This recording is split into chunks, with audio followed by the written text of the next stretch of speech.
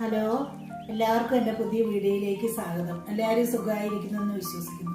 നമുക്ക് ഒരു പപ്പായ ജ്യൂസ് ഉണ്ടാക്കാം. അതിനായിട്ട് നന്നായി പഴുത്ത ഒരു മുറി പപ്പായ ഞാനിവിടെ ചെത്തി എടുത്തു വെച്ചിട്ടുണ്ട്. എടുത്തു വെച്ചിരിക്കുന്ന പപ്പായ നമുക്ക് ഈ മിക്സിയുടെ ജാറിലേക്ക് ഇട്ട് കൊടുക്കാം. ഇനിയിപ്പോൾ മഴയൊക്കെ മാറി നല്ല വേനലായിക്കൊണ്ടിരിക്കുമല്ലേ, അപ്പോൾ എല്ലാവർക്കും കട്ടിയുള്ള ആഹാരത്തെക്കാളും ജ്യൂസും വെള്ളമൊക്കെ ആയിരിക്കും ആവശ്യം. അപ്പം നമ്മുടെ തൊടിയിലുണ്ടാകുന്ന പപ്പായൊക്കെ നമുക്ക് നശിച്ചു പോകാതെ നമുക്ക് എടുത്തിങ്ങനെ ജ്യൂസൊക്കെ ആക്കി കഴിച്ചാൽ ശരീരത്തിന് നല്ലതാണ്.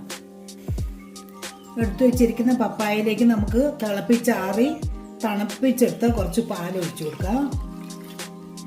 നമുക്കിതൊന്ന് മൂടിയിട്ട് ഒന്ന് അടിച്ചെടുക്കാം. അടിച്ചെടുത്ത പപ്പായയിലേക്ക് നമുക്ക് ആവശ്യത്തിന് പഞ്ചസാര ഇട്ട് കൊടുക്കാം. ഞാനിവിടെ 4 സ്പൂണ് പഞ്ചസാര ഇട്ട് കൊടുത്തിട്ടുണ്ട്. ഇതിൻ്റെ കൂടെ നമുക്ക് പൊടിച്ചു വെച്ചിരുന്ന ഇച്ചിരി ഏലക്ക ഇട്ട് കൊടുക്കാം. ഏലക്കയൊക്കെ ഇട്ട് കൊടുത്താൽ നല്ല ഒരു മണമൊക്കെ ഉണ്ടാകും. പിന്നെ കുറച്ച് പാലും കൂടെ ഒഴിച്ചു കൊടുക്കാം. നമുക്കൊന്നും കൂടെ നന്നായി അടിച്ചെടുക്കാം. നമ്മുടെ ഹെൽത്തിയായ പപ്പായ ജ്യൂസ് റെഡി ആയിട്ടുണ്ട്.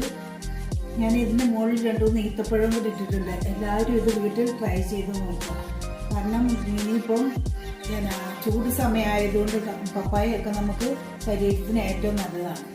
എൻ്റെ വീഡിയോ നിങ്ങൾക്ക് ഇഷ്ടപ്പെടുകയാണെങ്കിൽ ലൈക്ക് ചെയ്യണം, ഷെയർ ചെയ്യണം, സപ്പോർട്ട് ചെയ്യണം.